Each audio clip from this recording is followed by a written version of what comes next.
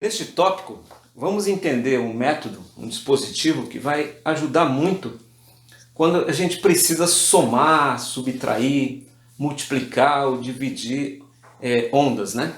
Nós temos duas, três ou mais ondas, a gente precisa somá-las, ou subtraí-las, ou multiplicá-las, ou dividi-las.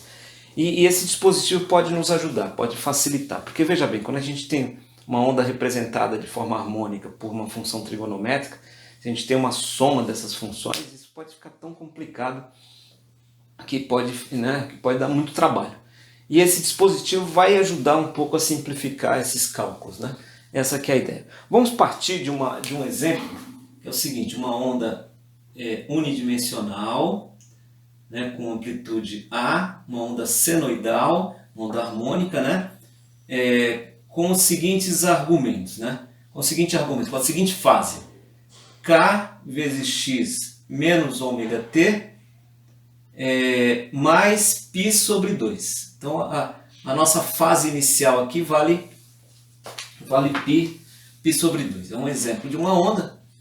Veja bem, ela tem uma fase inicial chamada π, que é π sobre 2, ok? Na direção do eixo X. Vamos partir desse exemplo e veja que essa onda aqui pode ser escrita da seguinte maneira. Né? Pode ser escrita da seguinte maneira. Como A, se a gente usar um procedimento aqui, uma identidade trigonométrica, qual a identidade trigonométrica que a gente pode usar aqui? A gente pode usar a seguinte identidade trigonométrica, né? Seno de A mais B é igual, a gente pode escrever assim, como seno de A cosseno de B mais seno de B cosseno de A. Usando essa identidade aqui trigonométrica, chamando esse termo aqui de A, kx menos ômega t de A, chama esse termo de A, e esse termo aqui de B, veja bem, que vai ficar aqui, ó, seno desse termo vezes o cosseno de π sobre 2, que é zero, mais, né, porque é mais aqui, o seno de B, que é o seno de π sobre 2, que é 1, vezes o cosseno desse termo. Então essa expressão vira uma expressão em cosseno de kx menos ômega t, na direção x. Então, veja, isso é igual a isto, né? Isso que a gente chegou à conclusão. Só como exemplo, né? Pode acontecer outras possibilidades dependendo da função original que a gente tem. Agora, esse aqui é o nosso, nesse caso, esse aqui virou a nossa fase, né? A nossa fase virou essa daqui, ok? Lembra que uma fase em geral ela pode ter um argumento também, né? Agora, veja que interessante. Utilizando a teoria de números complexos,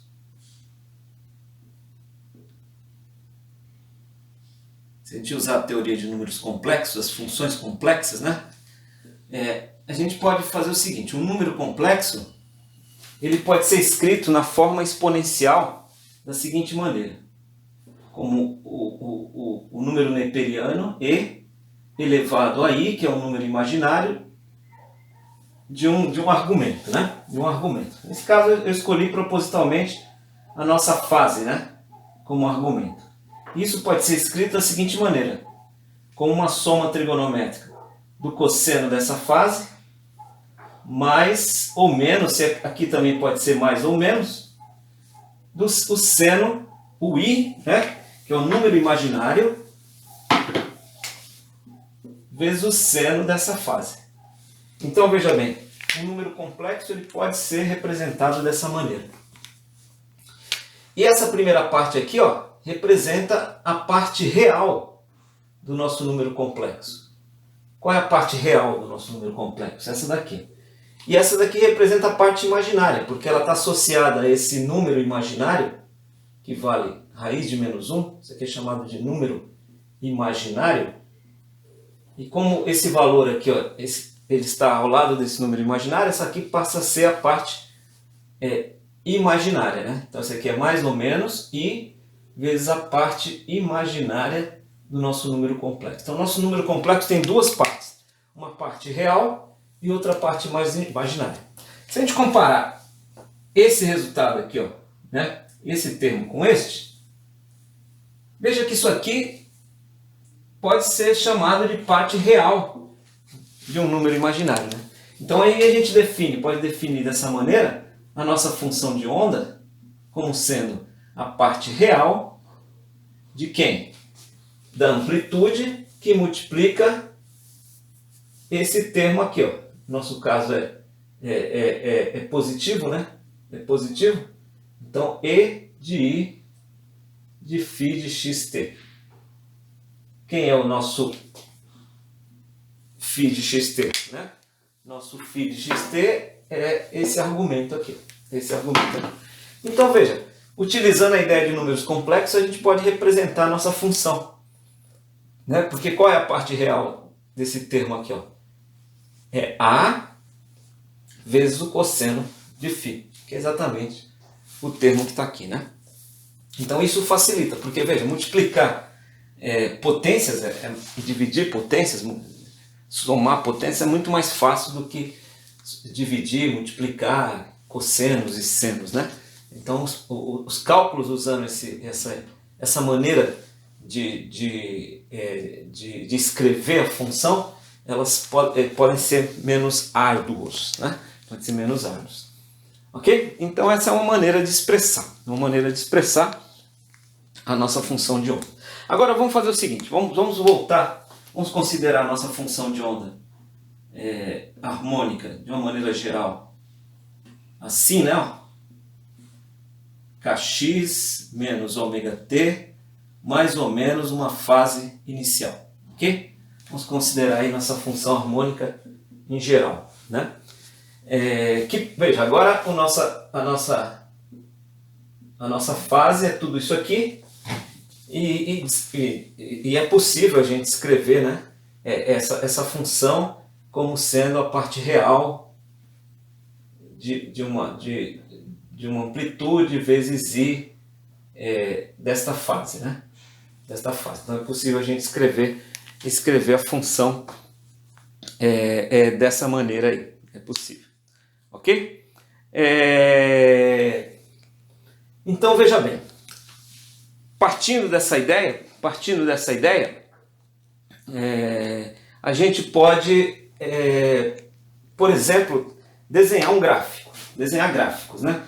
Veja, vamos introduzir aqui uma maneira para a gente desenhar esses gráficos, né? Identificando essa fase inicial por um dispositivo que a gente chama de fasores.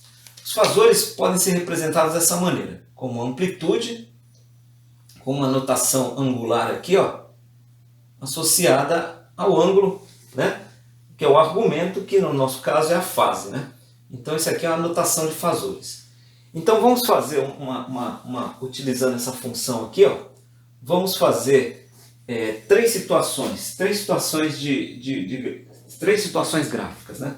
Uma onde o nosso ângulo é zero,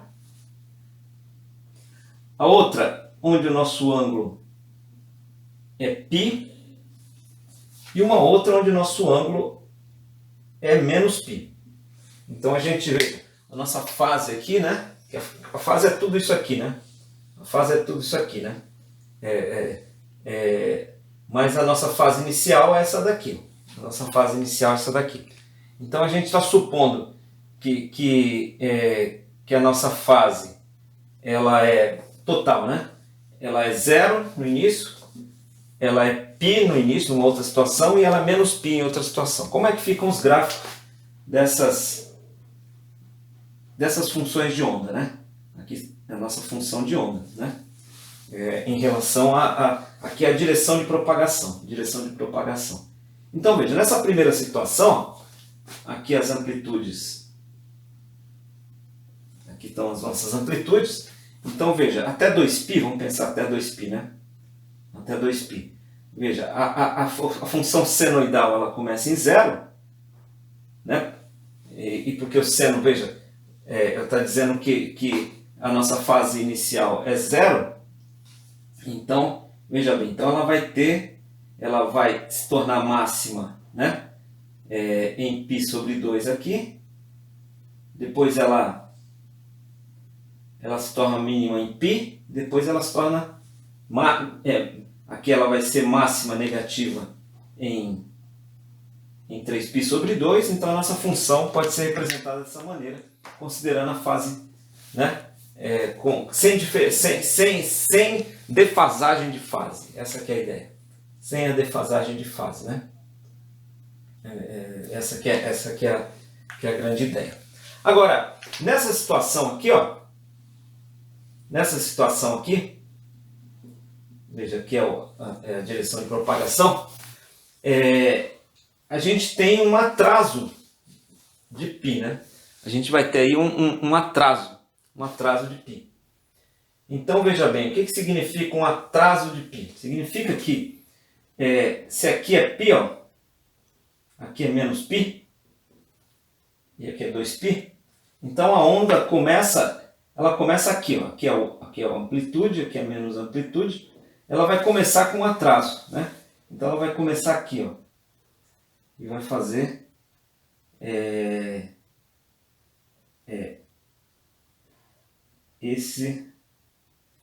desculpa.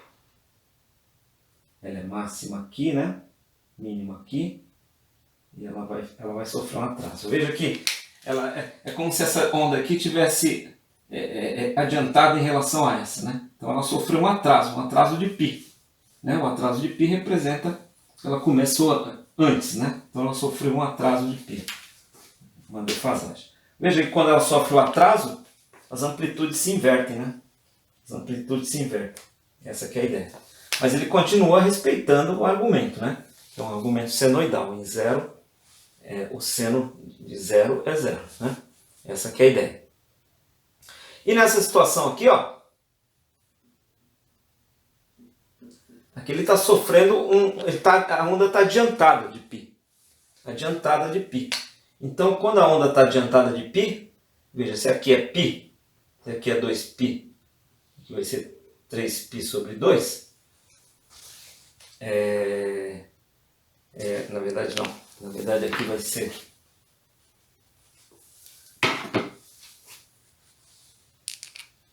três π, né? Então veja bem, aí a nossa onda aqui, ó, aqui é amplitude, então veja, a onda começa aqui, ó, com um atraso, né, com um adiantamento de 2π. Então ela vai ficar assim, né? Ela vai ficar assim. Então veja bem, considerando essa aqui como referência, aqui houve um atraso da onda e aqui houve um adiantamento da onda. Se as três ondas fossem caminhar juntas, né? No mesmo instante, a gente liga as três ondas. Veja, essa daqui está em fase, essa daqui está com atraso de fase, essa daqui está com adiantamento de fase, né? A gente pode chamar assim, identificar dessa maneira. Então olha que interessante. E simplesmente usando essa notação, né? Essa notação aqui do fasor, né? Isso aqui é a identificação de um fasor, né? Agora, como que a gente pode somar, por exemplo, uma onda como essa? Vamos desenhar aqui o gráfico de fasores. Vamos supor que a gente tem aqui, ó, vamos representar aqui uma onda com uma fase 1, uma onda 1 com amplitude 1. Nos fasores a gente escreve as amplitudes. Esse aqui é o tamanho, é como se fosse um vetor, né? É um vetor A1 que tem uma fase 1. E vamos supor que a gente tem isso aqui é uma onda. A gente tem uma outra onda que é essa daqui, ó, que tem uma amplitude 2 e está em um ângulo que é uma fase 2. Então, cada vetor desse representa uma onda. Vai representar uma onda. Ok? Então, veja bem. Como que a gente soma essas duas ondas? Utilizando a mesma regra de soma vetorial, né? A gente vai unir, veja bem, a gente vai unir deste ponto até este daqui vai ser a onda resultante, amplitude de onda resultante. E o ângulo resultante é esse aqui, né? Essa é a fase resultante. Então, como que a gente procede para poder chegar nesse resultado? Né? Como que a gente vai proceder? Então, a gente faz assim, ó. Nessa direção aqui, ó, a gente pode projetar tanto a onda tanto a amplitude 1 quanto a amplitude 2. Ó. E aí, veja bem, o que é esse resultado aqui? Ó? Isso aqui vai dar um vetor assim, ó, que é a soma, né, da amplitude 1 nessa direção. Vamos chamar de direção x e direção y, só para ilustrar. A soma da amplitude na direção x com a amplitude na direção y, com a amplitude 2 na direção x. Ó. Então a gente está somando a componente x dessa amplitude com a componente x dessa amplitude. A soma das duas dá uma amplitude que eu vou chamar de amplitude x. Mas em y dá para fazer isso também. Ó. Aqui ó, tem uma amplitude, a componente da amplitude 1 em y, e aqui ó, tem a componente da amplitude 2 em y. E aí isso vai dar como resultante uma amplitude y aqui. Ó. E quem é a amplitude y? A soma dessas duas. E aí a gente tem, veja, uma amplitude em x, uma amplitude em y aqui, ó, total. Que se somada, utilizando a regra do paralelogramo, vai dar exatamente quem? Essa amplitude resultante aqui. Ó. Então quem que é a amplitude resultante? É o resultado AX mais o resultado AY. Então, uma onda, por exemplo, que tem, vamos pensar aqui numa onda, que tem amplitude 10, né? E fase 5, vamos pensar assim como exemplo. Essa aqui é a onda 1. E a onda 2, que tem amplitude 10 e fase 5 também, só para simplificar. Então, veja bem, vamos chamar assim, melhor. Vamos supor que a nossa fase aqui seja π sobre 4 e aqui π sobre 4, ou seja, 45 graus. Essa onda aqui tem 45 graus e essa onda aqui tem 45 graus, só para simplificar a nossa brincadeira. Então veja bem, quem que vai ser a amplitude total? A amplitude total vai ser a soma, né, da amplitude em 1 com a amplitude em 2, né? Que nesse caso vai dar 20, né? Vai dar 20. Então nossa amplitude total vai ser 20. E a nossa fase total? Nossa fase total, como é que a gente determina a nossa fase total? Veja que a gente só somou as amplitudes, né? Só somou as amplitudes. Já que as fases são iguais, né? Então, quando você soma essas duas ondas, 10, veja, fica esse termo mais esse, né? Então, veja bem. Agora, qual que é a fase? Para descobrir a fase, a gente faz o seguinte. A gente calcula o arco da tangente da amplitude em y pela amplitude em x. Calculando o arco da tangente, que nesse caso aqui, ó, como elas são iguais, a amplitude em y é 10, a amplitude em x é 10, veja, total, né? Dá 1, o arco da tangente de 1 dá 45 graus. Então o ângulo aqui total também vai ser de 45 graus, ou seja, π sobre 4. Então usando essa notação de fazores, fica muito mais fácil a gente fazer as somas das ondas, né? Que nesse caso seria fácil, né? Ó, veja bem, quando a gente soma 1 mais 2 aqui, ó, vai dar esse termo mais esse que são iguais, então é 2 vezes 10 de e elevado a π sobre 4. Veja que aqui dá 20 e o π sobre 4 preserva, que é o resultado que a gente obteve aqui pelo método gráfico, ok? Então essa notação dos fazores nos ajuda a calcular somas e multiplicações muito facilmente das ondas. E ela está apoiada na teoria de números complexos, porque a gente pode escrever uma onda como sendo a parte real dessa notação complexa aqui, ó, e que fica mais fácil tratar dessa maneira, né? Lembrando que isso aqui, o A representa amplitude, está associada à energia, e o φ representa a fase, que está associada à evolução espacial e temporal da nossa onda. Ok? Então, até a próxima!